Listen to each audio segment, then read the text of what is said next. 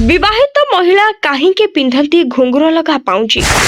बिना घुंगुर पाउंजी पिंधिले घटे एही सब अघटन। पाउंजी पिंधिबाकु नै कौन रहिछि शुभ अशुभ घटना आसंतु जानिबा। 16 श्रृंगार मध्यरे गोड़रे पिंधा जाउथिबा पाउंजी मध्य गोटिए बोली मान्यता रहिछि। पाउंजी गोड़कु सुंदर और आकर्षण केन्द्र बनाई थाए।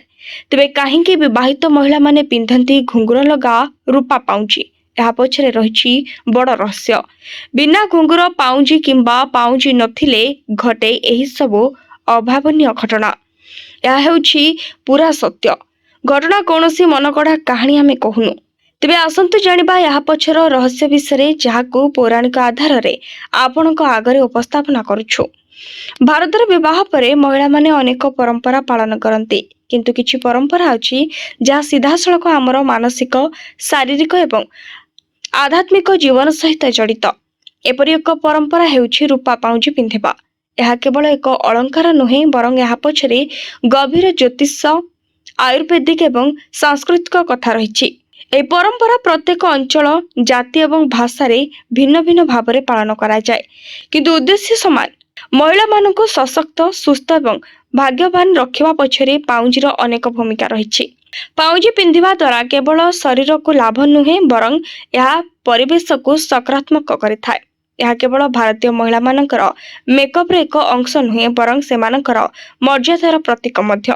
एही कारणरू प्रत्येक संस्कृति रे यहाकू एक विशेष स्थान दिया जाइछि। ज्योतिष एवं वास्तुशास्त्र विशेषज्ञ असल त्रिपाठी ए विषय कौन कहिसंती आसंतु जानिबा। पाउंजी पिंधिबा हेउछि सौभाग्यर प्रतीक। ज्योतिष अंशुल त्रिपाठी कहिसंती जे जेतेबेले जणे महिला विवाह परे रूपा पाउंजी पिंधि थांती, यह तांको सौभाग्यर प्रतीक होई जाय। एही परंपरा केवल मेकअप नुहे, बरं यह दर्शा जाय जे महिला एबे तांको परिवार रो लक्ष्मी होई जाय थांती। यह घरे सुख, शांति एवं सकारात्मक शक्ति बचाए रखे। रूपा शरीरर शक्ति को संतुलित करे। शास्त्र रे रूपा को एक शांत धातु भाव में विवेचना करा जाय।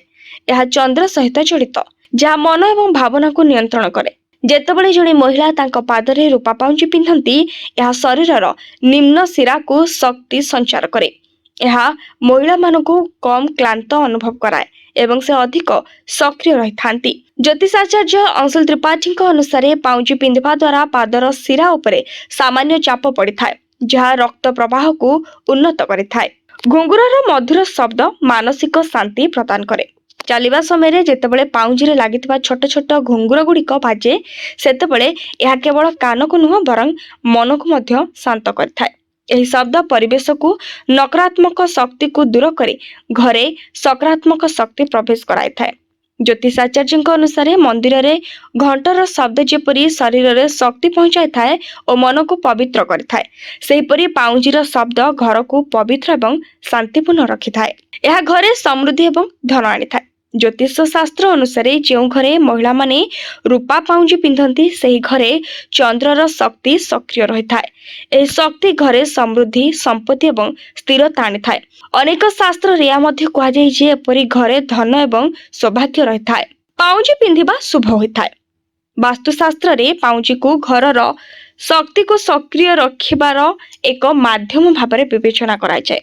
आयुर्वेद अनुसार रूपा शरीरर उत्ताप को नियंत्रण करे एवं हार्मोन संतुलन बजाय रखे। विशेषकर जदि महिला माने नियमित पाउंजी पिंधि थांती, तेबे से माने मासिक, ऋतुस्राव संबंधी समस्यार मध्य कम सम्मुखीन हुअंती। पाउंजी संस्कृति एवं शक्तिर एक मिश्रण बोली कहा जाय। अंशुल त्रिपाठी कहिसंती जे पाउंजी पिंधिबा नारी शक्ति एवं भारतीय परंपरार मिश्रणर प्रतीक। यह केवल एक अलंकार नुहे, बरं नारीर मर्यादा, तांको सम्मान एवं तांको सकारात्मक शक्तिर एक प्रतीक। हिंदू धर्म मान्यता अनुଯାयी पाउंजी पिंधिबा बहुत शुभ बोली मान्यता रहिछि। तेबे वास्तुशास्त्र अनुଯାयी पाउंजी शब्द द्वारा घरर नकारात्मक ऊर्जा दूर होइथाए। महिला पादरे पाउंजी पिंधिबा परंपरा वर्ष वर्ष धरी चली आसुछि। कहा जाय जे पुराना समय रे जेतेबेले महिला माने पुरुष लोकंक सामना को जाउ नथिले, सेतेबेले महिला माने जदि पुरुष मानक पाख दे आसुथिबे, तेबे पुरुष जानि पारंती और सतर्क होई जांती। तेबे महिला माने पादरे पाउंजी पिंधिबा द्वारा पादर सुंदरता अधिक बढ़िजिबा सह पाउंजीरू निर्गत रुमझुम शब्द घरे सकारात्मक वातावरण बजाय रखिथाए। Bureau report, BNS live.